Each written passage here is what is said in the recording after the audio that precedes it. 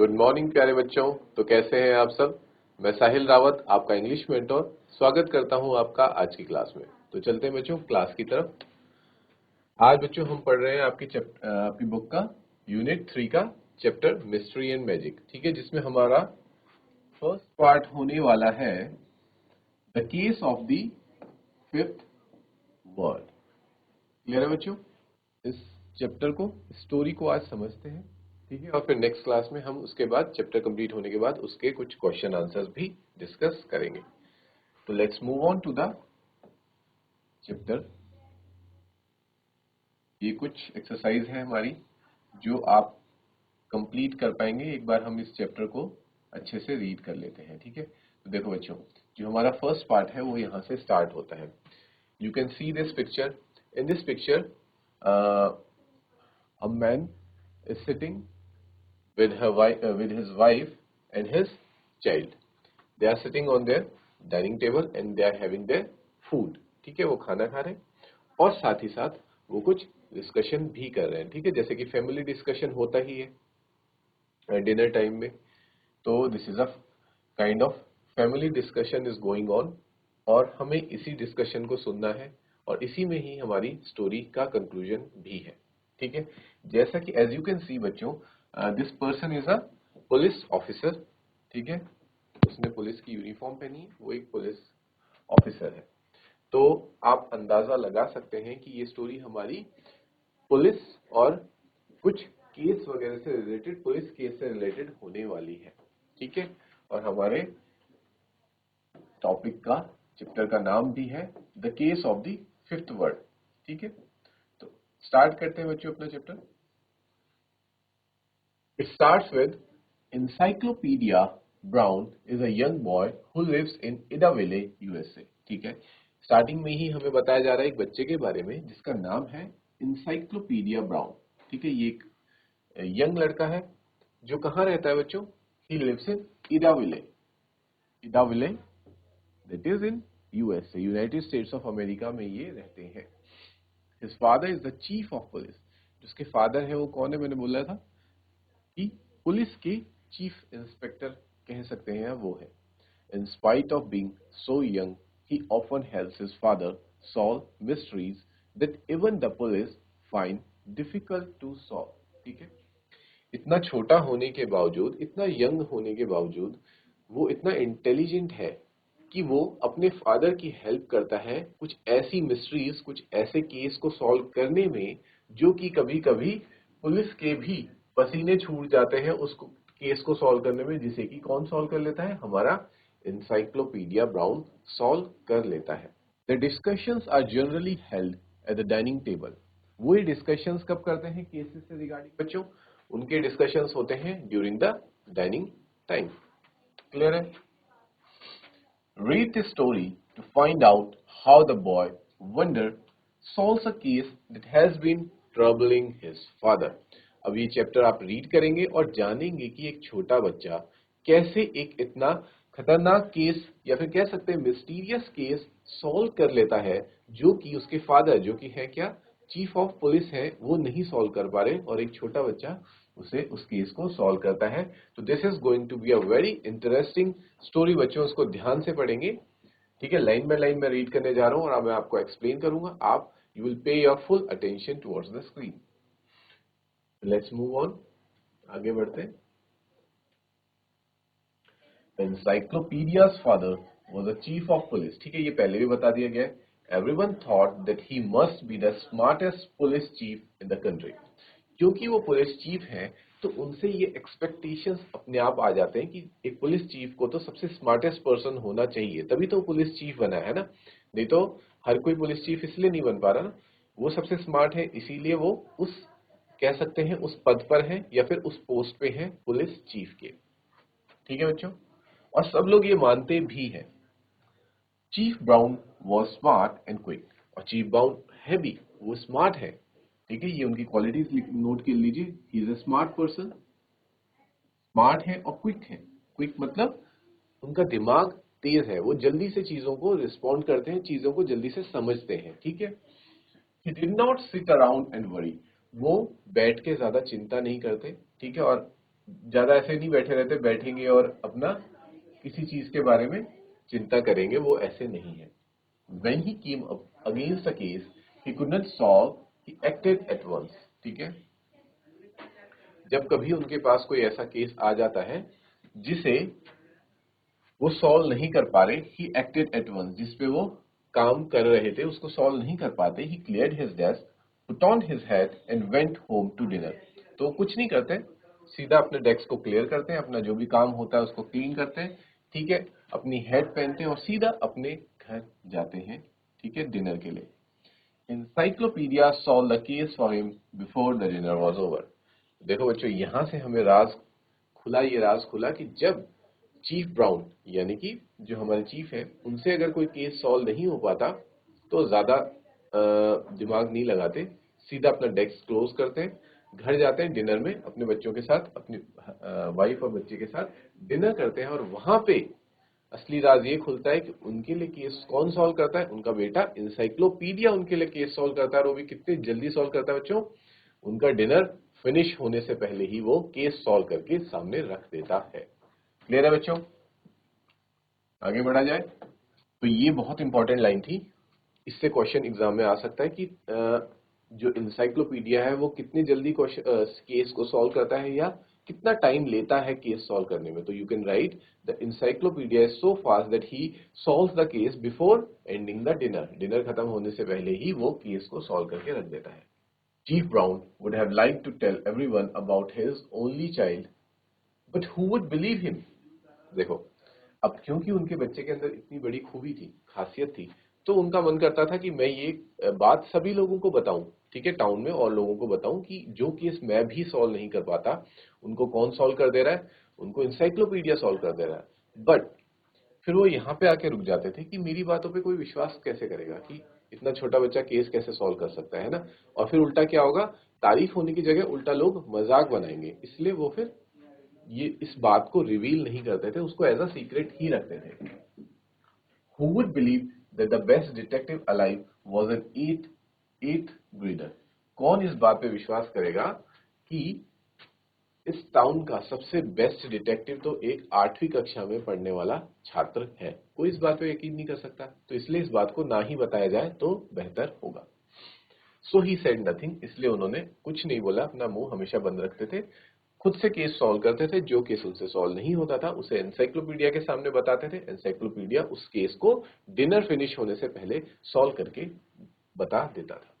Encyclopedia never spoke of the help he gave his father. और same उसी तरीके से एनसाइक्लोपीडिया भी कभी ये बात किसी से शेयर नहीं करता था अपने स्कूल में, अपने फ्रेंड सर्कल में, कि वो अपने फादर के लिए केस सॉल्व कर रहा है, ठीक है। He did not want to seem different from the other boys। वो ऐसा इसलिए करता था बच्चों क्योंकि वो थोड़ा अलग दिखना नहीं चाहता था। वो चाहता था कि जैसे उसके बाकी के दोस्त हैं, ठीक है, बाकी के लड़के हैं, वो उन्हीं की तरह एज अ नॉर्मल चाइल्ड ही रहे, ठीक है। उसके अंदर कुछ खूबियां हैं, लेकिन उन खूबियों की वजह से वो हाईलाइट नहीं होना चाहता था। He wanted to maintain a low profile. वो लो प्रोफाइल मेंटेन करते हुए, ताकि लोग उसको ज्यादा भाव या फिर ज्यादा उस पर ना चढ़ाएं, इसलिए वो एज अ नॉर्मल बॉय ही रहना चाहता था, इसलिए उसने ये बात किसी से शेयर नहीं करी। But there was nothing he could do about his nickname। He was stuck with it। ठीक है, लेकिन कितना भी छुपाए, इंसाइक्लोपीडिया अपनी इंटेलिजेंस को कितना भी छुपाए, लेकिन जो इंटेलिजेंस है वो तो दिख ही जाती थी कहीं ना कहीं, ठीक है। और इसीलिए बच्चों हमें यहाँ पे पता चलता है कि जो इंसाइक्लोपीडिया है वो उसका एक निक नेम है, उसका रियल नेम इंसाइक्लोपीडिया नहीं है, ठीक है। मैं अभी आगे बताऊंगा आपको कि इंसाइक्लोपीडिया किसे कहते हैं, ठीक। वहां से हम समझ पाएंगे कि हम किसी का नाम इंसाइक्लोपीडिया कब रखते हैं और क्यों रखते हैं। तो we get to know from this line that his real name was something else. Encyclopedia was just his nickname, और इसका निकनेम क्यों पड़ा ये हम we will discuss it later. Only his parents and teachers call him by his real name, Leroy। This is a very important line which tells us that his real name was Leroy। उसका असली नाम क्या था? उसका असली नाम था बच्चों लेरॉय, और लोग उसे निकनेम कह के बुलाते थे इंसाइक्लोपीडिया। और लेरॉय नाम से उसको सिर्फ और सिर्फ कौन बुलाता था, ये भी आप याद रखेंगे। लेरॉय नाम से सिर्फ और सिर्फ उसके पेरेंट्स और उसके टीचर्स उसे बुलाते थे, बाकी सब के सब लोग उसे क्या कहते थे? एनसाइक्लोपीडिया। ठीक है, आगे बढ़ा जाए। An encyclopedia is a book or set of books filled with facts from A to Z। देखो, अब बच्चों बता रहे हैं कि इंसाइक्लोपीडिया होती क्या है। इंसाइक्लोपीडिया एक किताब होती है जिसमें दुनिया भर के सारे फैक्ट्स लिखे रहते हैं, स्टार्टिंग फ्रॉम ए अल्फाबेट से जी अल्फाबेट तक, जेड तक सारे के सारे अल्फाबेट्स होते हैं और उनसे रिलेटेड जितने भी वर्ड्स हैं, जितने भी फैक्ट्स हैं इस पूरी दुनिया में, वो सब के सब उस किताब जिसका नाम है इंसाइक्लोपीडिया उसके अंदर होते हैं। So was encyclopaedias head. तो इसलिए जो इंसाइक्लोपीडिया यानी कि लेरॉय है उसका नाम इंसाइक्लोपीडिया इसलिए रखा गया क्योंकि जो उसका दिमाग है वो इंसाइक्लोपीडिया किताब की तरह है। जैसे इंसाइक्लोपीडिया किताब में आपको हर चीज का जवाब मिलेगा, सारे फैक्ट्स मिलेंगे, उसी तरीके से लेरॉय के दिमाग में भी सारी चीजें आपको मिलेंगी, उसे हर चीज का नॉलेज है। He read more books than anyone in Idaville. ठीक है, उसने इडाविले में रहने वाले सभी लोगों से ज्यादा किताबें पढ़ी हुई थी। ठीक है, जबकि वो सिर्फ अभी क्लास 8th में है, लेकिन उसने पूरे टाउन में ऐसा कोई व्यक्ति नहीं है जिसने इतनी किताबें पढ़ी हो जितना कि इडाविले लेरॉय पढ़ता था। ठीक है, and he never forgot a fact. पढ़ना एक अलग चीज है, लेकिन उसे पढ़ के दिमाग में रिटेन करना, रखना, दिमाग में रखना, ये नहीं कि पढ़ा और भूल गए, वो दिमाग में रखता था और जो चीज उसने एक बार पढ़ ली वो हमेशा उसको याद रहती थी। His pulse said he was like a library and a computer rolled into one and more user friendly। ठीक है, his pulse का मतलब आप क्या समझ पाते हैं बच्चों? his pulse यूज करते हैं हम ये pulse वर्ड फ्रेंड्स के लिए। ठीक है, फ्रेंड्स को कह देते हैं पल्स, थोड़ा कैजुअल लैंग्वेज में। तो उसके दोस्त क्या बुलाया करते थे? उसे बोलते थे ये एक लाइब्रेरी भी है, साथ ही साथ ये एक कंप्यूटर भी है। देखो, क्योंकि लाइब्रेरी क्यों? लाइब्रेरी में इतनी सारी बुक्स हैं और बुक्स में बहुत ज्यादा नॉलेज है, तो सेम वही चीज लेरॉय के साथ भी थी, उसके अंदर भी बहुत ज्यादा नॉलेज है और साथ ही साथ वो एक कंप्यूटर की तरह वर्क करता है, बहुत ही ज्यादा क्विक और फास्ट। कैलकुलेशंस हो, चाहे किसी चीज का आंसर देना हो, कोई रिडल सॉल्व करनी हो, कोई केस सॉल्व करना हो, कोई फैक्ट बताना हो, तो कंप्यूटर की तरह बहुत जल्दी सॉल्व करता है। और साथ ही साथ एक और point, and more user friendly. वो कैसा भी है? साथ साथ यूजर फ्रेंडली है।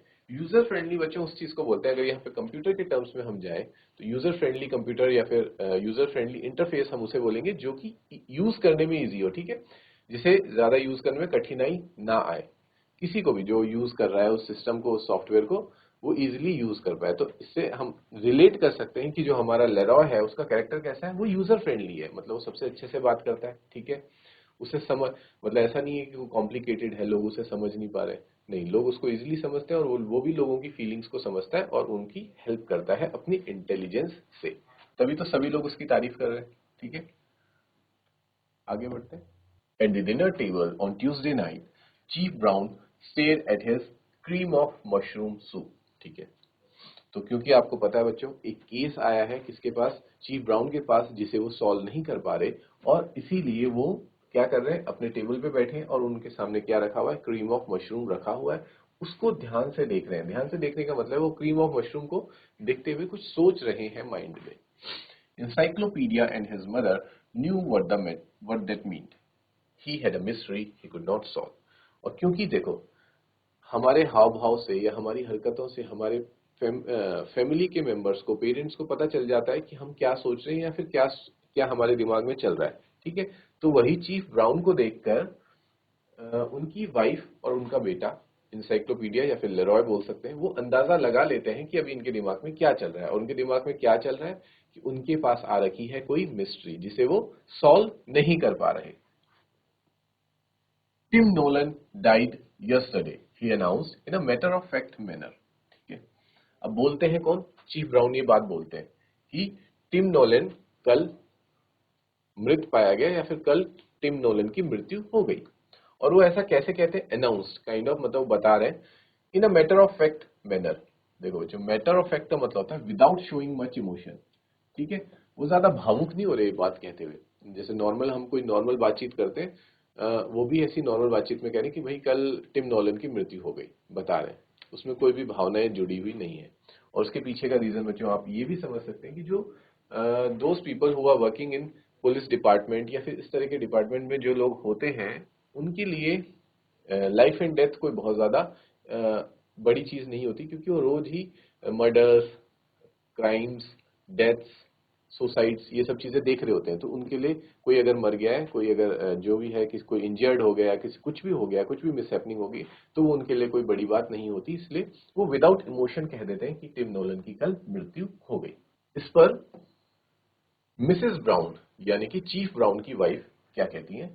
That name is familiar. Familiar का मतलब होता है बच्चों, मैं यहाँ पे लिख देता हूँ, फेमिलियर का मतलब होता है जाना पहचाना। ठीक है, जैसे कि आपको कोई व्यक्ति मिलेगा मार्केट में और आप बोलेंगे यार ये व्यक्ति तो मुझे कुछ जाना पहचाना सा लग रहा है, कहीं देखा हुआ है। ठीक है, तो you will say that that person is familiar to me. ठीक है, मुझे कुछ जाना पहचाना सा लग रहा है, जाना पहचाना। तो मिसेस नोलन कहती हैं कि टिम नोलर जो नाम आपने बोला, ये तो कुछ सुना सुना सा या जाना पहचाना लग रहा है। Wasn't he mixed up in a jewelry robbery a few years ago?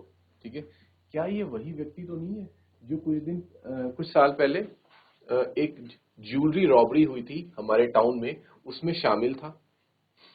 5 years ago, chief brown replied. हाँ, 5 साल पहले जो रॉबरी हुई थी उसमें ये इंसान जो कि टिम नॉलन है वो शामिल था।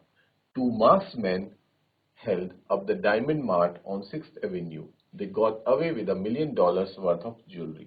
ठीक है, हाँ, दो नकाबपोश लोगों ने डायमंड मार्ट जो कि 6th एवेन्यू में है उस पर डाका डाला था और वो वहां से बच निकले। दे गॉट अवे का मतलब होता है बच्चों बच निकले। ठीक है, विद $1 million वर्थ। ठीक है, उन्होंने ज्वेलरी जो ले गई उसकी कीमत कितनी थी? $1 million में थी। मतलब बहुत ज्यादा महंगी ज्वेलरीज वो चुरा करके ले गए थे और बच निकले थे, पुलिस के हाथ में नहीं आए। यहां तक क्लियर है? गॉट अवे, बच निकलना।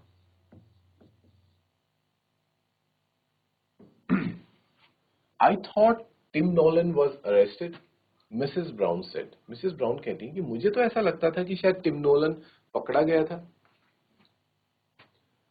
He was question not arrested, chief brown corrected. Chief brown फिर मिसेस ब्राउन को, अपनी वाइफ को करेक्ट करते हुए बोलते हैं कि नहीं, वो पकड़े नहीं गए। ठीक है, हाँ, उन पे शक हुआ था। क्या हुआ था? उनसे सवाल पूछे गए पर वो दोषी करार नहीं हुए। ठीक है, अरेस्ट नहीं कर पाए हम उन्हें। क्यों नहीं कर पाए होंगे? क्योंकि उनके पास ज्वेलरी मिली ही नहीं होगी बच्चों, है ना।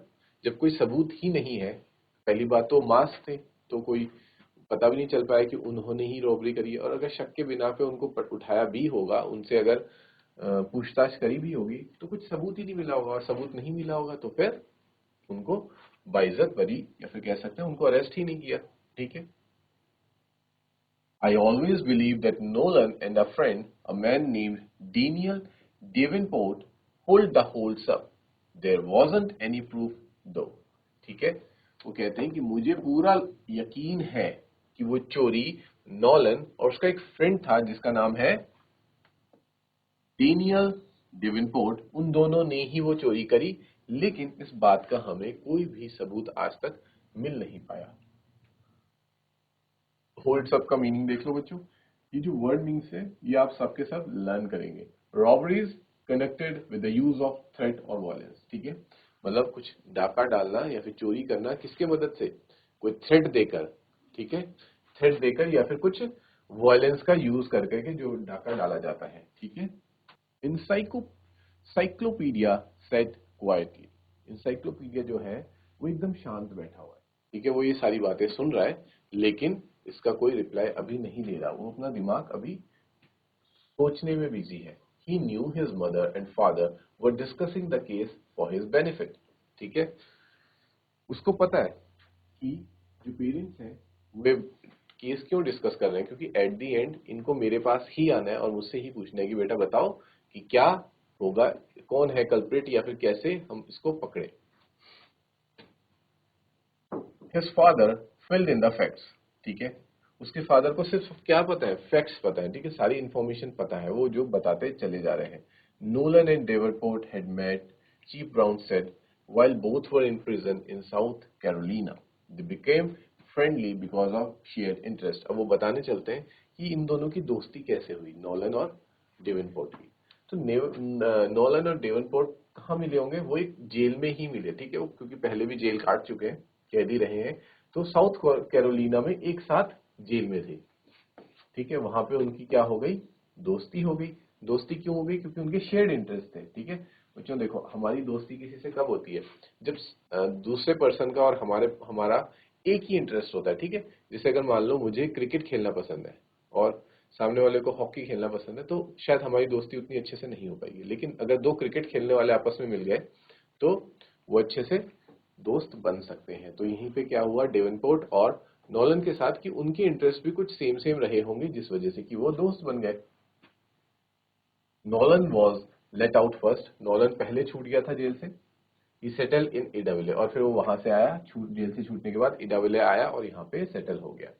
Started a small palm tree nursery, और यहाँ पे आके उसने क्या शुरू करी, एक पाम ट्री की नर्सरी, ठीक है। पाम ट्री की नर्सरी, नर्सरी क्या जगह होती है बच्चों, नर्सरी आपने सुना होगा, एक प्लेस होती है where young plants and trees are grown for sale, जहाँ पे छोटे पेड़ पौधों को उगाया जाता है, फिर उनको बेचा जाता है ताकि लोग आए, उनको ले जाएं और अपने घरों में, गार्डन में या कहीं पे भी उनको लगाएं और बड़ा करें, ठीक है। तो उसने जेल से छूटने के बाद इडाविले में सेटल हुआ और वहां पे उसने क्या शुरू किया, पाम ट्री की नर्सरी उसने शुरू करी। It बेयरली yielded him a living, लेकिन उससे कुछ ज्यादा उसका फायदा नहीं हो रहा था, ठीक है। लिविंग का मतलब होता है बच्चों, it बेयरली yielded him a living, यानी कि उससे उसको कुछ ज्यादा पैसे नहीं मिल पा रहे थे जिससे कि वो अपना जीवन व्यापन कर सके, ठीक है। मतलब हम समझ सकते हैं कि उसकी जो नर्सरी है वो कोई बहुत ज्यादा प्रॉफिट में नहीं चल रही थी, ठीक है। Davenport came to live with Nolan a week before the jewellery store hold up. Davenport Nolan के पास रहने आता है, और ठीक कब, किस वक्त आता है वो, ज्वेलरी में, ज्वेलरी शॉप में जो रॉबरी होती है उससे ठीक एक हफ्ता पहले डेवनपोर्ट नॉलन के घर इडाविले पहुंचता है, ठीक है। During the hold up one gunman's mask slipped, ठीक है। A clerk thought she recognized Nolan, but she wasn't absolutely sure, ठीक है।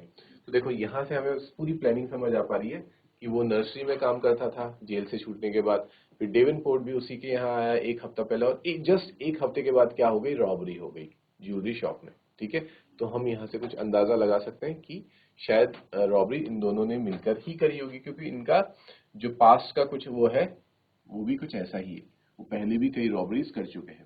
तो अब यहाँ बताते हैं कि जिस दिन वो रॉबरी हुई तो गलती से एक गनमैन, क्योंकि वो गन के साथ एंटर किए थे ज्वेलरी शॉप में, हमने देखा था होल्ड अप में कि उन्होंने जो लूट मचाई, ठीक है, जो ये रॉबरी करी, वो किसके मदद से करी, थोड़ा गन्स यूज करा और वॉयलेंस यूज करा, ठीक है, तभी वो रॉबरी को अंजाम दे पाए। तो उस हबड़ा तबड़ी में क्या हो गया था, जो गनमैन का मास्क है वो स्लिप हो गया था, ठीक है, हल्का सा स्लिप हो गया था उसका मास्क। और वहां पे एक जो क्लर्क काम करती थी, शी रिकॉग्नाइज नोलन, उसने नोलन को देख तो लिया, ठीक है। और थोड़ा बहुत रिकॉग्नाइज का मतलब होता है बच्चों पहचानना, उसने उसे पहचान लिया, but she was not absolute sure, लेकिन वो एकदम 100% श्योर नहीं थी, ठीक है। और शक के बिना पर हम किसी को वो करना, किसी पे कोई बड़ा आरोप लगाना, वो गलत हो सकता था, इसलिए उस पर कोई आरोप लगा भी नहीं। अगर कोई पर्टिकुलर प्रूफ होता कि हाँ क्लर्क ने उसे क्लियरली देखा होता, उसने उसको क्लियर नहीं देखा, हल्का सा मास्क स्लिप हुआ और उसको थोड़ी सी एक झलक मिली कि शायद ये तो नोलन है, जो कि क्या करता है, पाम ट्री की नर्सरी चलाता है, ठीक है। लेकिन वो श्योर नहीं थी, इसलिए वो बच निकला। I remember now, Mrs Brown said, हाँ, फिर मिसेस ब्राउन कहती है, हाँ ठीक है, मुझे चीजें याद आ रही हैं।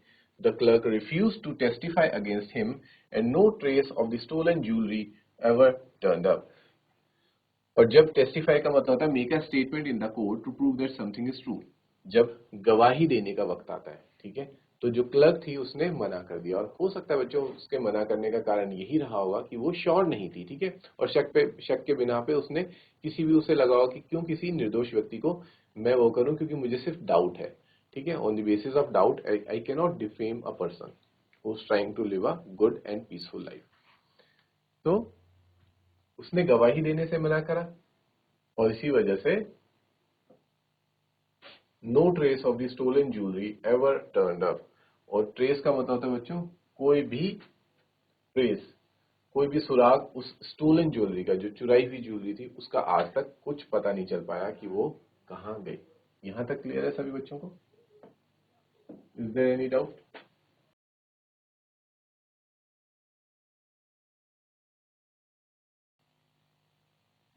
तो ठीक है बच्चों, आज हमने देखा था द फिफ्थ वर्ड वाला केस देख रहे हैं, इसको हम डिस्कस करेंगे। थोड़ा सा चैप्टर रह गया है, उसको नेक्स्ट क्लास में डिस्कस करते हैं, बट आज हमने जितना भी ये चैप्टर डिस्कस किया आप उसको घर से रिवाइज करेंगे।